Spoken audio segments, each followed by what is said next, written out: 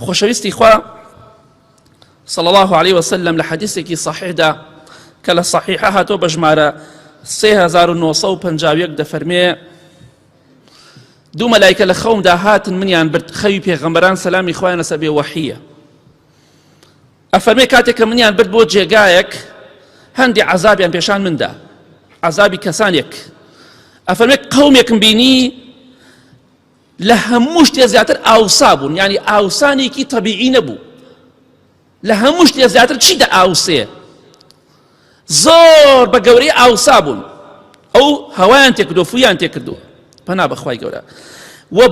بۆنێکیان لێ دەهات بۆنێکی زۆر ناخۆش خۆشەویستی خوا فەرمێ صلی الله علیه وسلم بۆنیان وەکو بۆنی پیسی و سەرا وا بوو وەکو بۆنی زێراب وا بوو ئەمەنە پیس بوو بۆنیان بۆنی زێرابێکی پیسیان لێ دەهات بۆنی لاشەیەکی بۆگەنیان لێ دەهات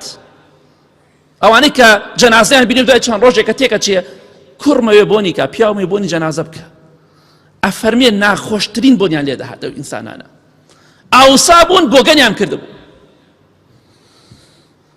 ئەفەرمێ وتمم ئەی مەلایکەکان ئەمانەی چیان بۆ خاتری خوا بەم شێوەیە سزا ئەدرێن ناو قەبردا ئاوا ئاوساون بۆگەنیان کردووە فەرمیان ئەمە ئەو کەسانن کە زینا دەکەن ژن و پیاوەکان کە زینا دەکەن هؤلاء الزانون والزوانی ئەمە ئەو ئافرەت و پیاوانن کە لە دنیا زینایان کرد و تۆبەشیان نەکرد مەڵێ تۆبە دەکەم لە ئاخری عمرمدا ئەگەر ئەمڕۆ بەیانی مردی ئەگەر هەفتەیەتە لە ژێر خۆڵا بووی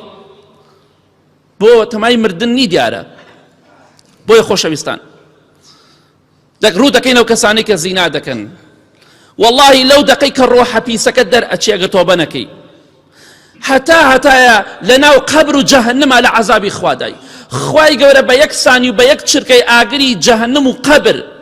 سوێن بەخوا هەرچی خۆشی و زینای هەمووی لەبیرت دەباتەوە